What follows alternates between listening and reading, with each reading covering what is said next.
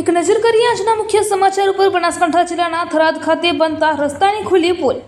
થરાદ ખાતે 40 કરોડના ખર્ચે ખૂબ જ સારી ગુણવત્તાથી બનાવવામાં આવતો 4 કિલોમીટરનો રોડ પહેલા જ વરસાદમાં ધોવાઈ જતા ગુણવત્તા માટે સવાલો ઊભા થાય છે।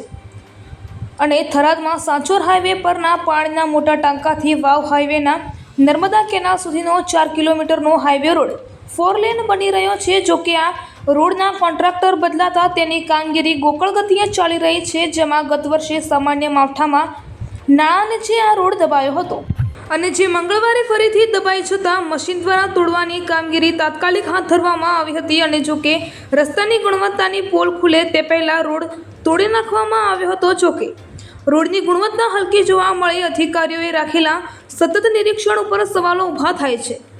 અને જો કે રસ્તા ઉપર નાણાં દબાઈ જતાં ગુણવત્તા હલકી હોવાની રાવ ઉઠી છે। સાક્ષી ગુજરાત ન્યૂઝની સાથે કયુમભાઈ ચૌહાણ, થરાદ લાખણી, બ્યુરો ચીફ, બનાસકાંઠા।